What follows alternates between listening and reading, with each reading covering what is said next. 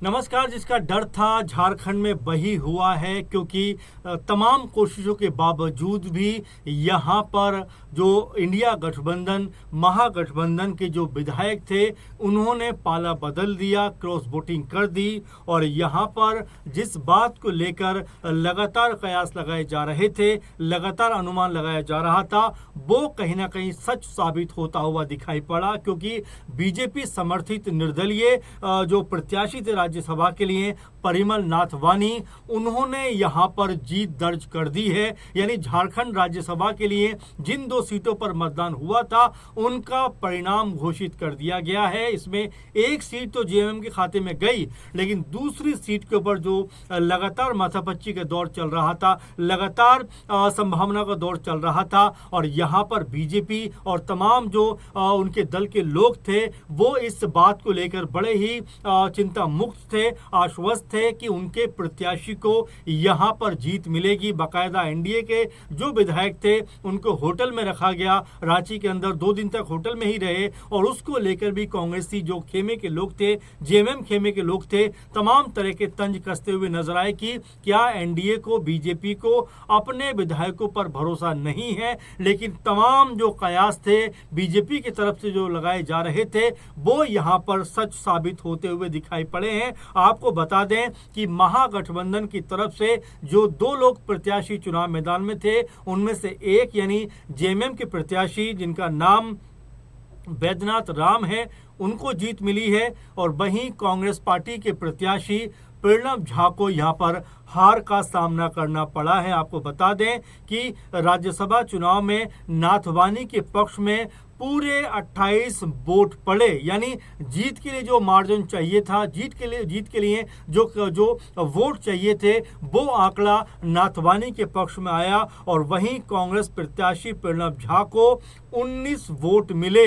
जो 28 वोट मिलने की संभावना थी उसमें से महज 19 वोट मिले, और वहीं बैद्यनाथ राम को 31 मत मिले। तो इस तरह से यहाँ पर कांग्रेसी प्रत्याशी जो प्रणब झा, उनकी यहाँ पर हार हुई। आपको बता दें कि जिस तरीके से 31 वोट बैद्यनाथ राम को मिले हैं, उसके साथ ही 3 वोट अवैध भी पाए गए हैं। यानी कि सीधे तौर पर देखा जाए तो 24 वोट एनडीए कुनबे के पास थे, तो उनको सीधे तौर पर 4 जो वोट हैं वो पाला बदलने की वजह से मिले हैं। अब यहाँ पर पाला किसने बदला है, ये आने वाले समय में इसका जरूर कैलकुलेशन होगा। लेकिन फिलहाल बीजेपी के समर्थित जो प्रत्याशी चुनाव जीते हैं, तीसरी बार निर्दलीय रूप में यहाँ पर जो परिमल नाथवानी है, उन्होंने चुनाव जीता है। अब उनको तमाम तरह की बधाइयों को देने का सिलसिला शुरू हो गया है, तमाम तरह से उनको मुबारकबाद दी जा रही है। आपको बता दें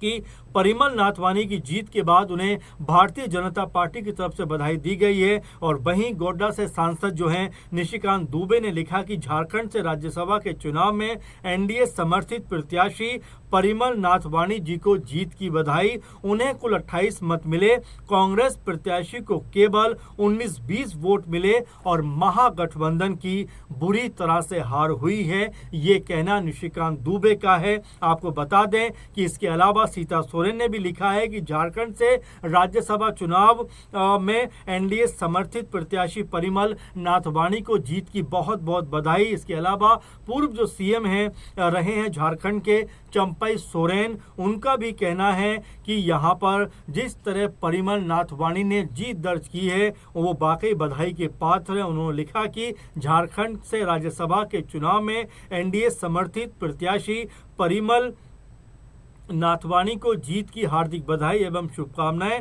मुझे पूर्ण विश्वास है कि आप झारखंड के आम लोगों तक केंद्र सरकार की जन कल्याणकारी योजनाएं पहुंचाने का काम करेंगे। उन्होंने आगे जय भाजपा विजय एनडीए लिखा है। यानी एक तरीके से देखा जाए तो एनडीए का जो भी जितने भी दल हैं उनके अंदर काफी ज्यादा यहाँ पे उत्साह का माहौल बना हुआ है कि 4 वोट कम रहने के बावजूद भी, यानी 4 वोट शॉर्ट होने के बावजूद भी बीजेपी ने जिस तरह से यहाँ पर जीत दर्ज की है, वो वाकई ये कहानी बताता है कि बीजेपी को हार हारी हुई बाजी को जीतना आता है। और वहीं कांग्रेस की बात करें तो उनको शायद जीती हुई बाजी को भी किस तरह से हारा जाता है वो इस चुनाव में समझा जा सकता है, क्योंकि लगातार घेराबंदी की जा रही थी, लगातार जो है विधायकों की मीटिंग की जा रही थी, मॉकपोल किया जा रहा था, यानी प्रैक्टिस की जा रही थी किस तरह से मतदान करना, लेकिन उसके बावजूद भी 3 वोट जो हैं वो अवैध पाए जाते हैं। इसके अलावा बैद्यनाथ राम के पक्ष में 28 के बजाय 31 वोट चले जाते हैं और इन तमाम चीज़ों के बीच में 4 वोटों की यहाँ पर क्रॉस वोटिंग भी हो जाती है, पाला बदल दिया जाता है और नाथ वाणी के पक्ष में जो आंकड़ा बन जाता है वो 28 का बन जाता है। अब यहाँ पर कई तरह के सवाल उठते हुए दिखाई पड़ेंगे कि क्या यहाँ जो ये पूरा का पूरा मसला है इसमें कांग्रेस पार्टी का आला कमान जिम्मेदार है, जेएमएम पार्टी जिम्मेदार है, आरजेडी जिम्मेदार है, कौन आखिर जिम्मेदार है, इसको लेकर लगातार अब मंथन का दौर चलता हुआ दिखाई पड़ेगा। आपको बता दें कि झारखंड में 81 विधानसभा सदस्य हैं, यानी 81 विधायकों की विधानसभा है झारखंड की, और एक सदस्य को 28 मतों की ज़रूरत थी, यानी एक राज्यसभा सीट के लिए कम से कम 28 जो है सदस्य चाहिए थे, विधायक चाहिए थे। ऐसे में एनडीए के पास में मिला जुला के भी महज 24 का आंकड़ा था और यही मानकर चला जा रहा था कि 4 वोट आखिर कैसे आएंगे, लेकिन जिस तरह से 28 वोट जो है नाथ वाणी के पक्ष में पड़े हैं उससे साफ हो गया है कि यहाँ पर क्रॉस वोटिंग की गई है, यहाँ पर पाला बदला गया है। आपको साथ में बता दें कि विधानसभा में जेएमएम के 6 एक्स्ट्रा विधायक थे, यानी उनके पास 34 विधायक थे, जिनमें अगर 28 का आंकड़ा निकाल दिया जाए तो 6 उनके पास बचते थे, कांग्रेस के पास में 16 थे और 6 और 16 का आंकड़ा ये बन जाता है 22 का। आरजेडी के पास में 4 विधायक थे तो 22-4 ये बन जाते हैं 26, और इसके अलावा भाकपा माले के पास में 2 विधायक थे, तो कुल मिला जुलाकर ये आंकड़ा बन जाता है तकरीबन 56 का। यानी कि दोनों सीटों को मिला दिया जाए तो यहाँ पर बड़े आराम से महागठबंधन के हक में ये दोनों सीटें आती, लेकिन जिस तरीके से यहाँ पर प्रणब झा के पक्ष में महज 19 या 20 वोट आए हैं और वहीं नाथवाणी के पक्ष में 28 वोट मिले हैं, तो ये बताता है कि किस तरह से पाला बदला गया है, किस तरह से जो विधायक है उन्होंने एक बार फिर से अपने आप को दूसरे दलों के लिए समर्पित कर दिया है। अब वो कांग्रेसी विधायक हैं, अब वो जेएमएम के विधायक हैं, अब वो आरजेडी के विधायक हैं, ये मंथन का विषय जरूर रहेगा। लेकिन यहाँ पर जो उम्मीद की जा रही थी खासकर झारखंड मुक्ति मोर्चा, कांग्रेस और आरजेडी की तरफ से कि वो यहाँ पर 2 सीटें निकालते हुए आराम से नजर आ जाएंगे, क्योंकि बीजेपी के पास में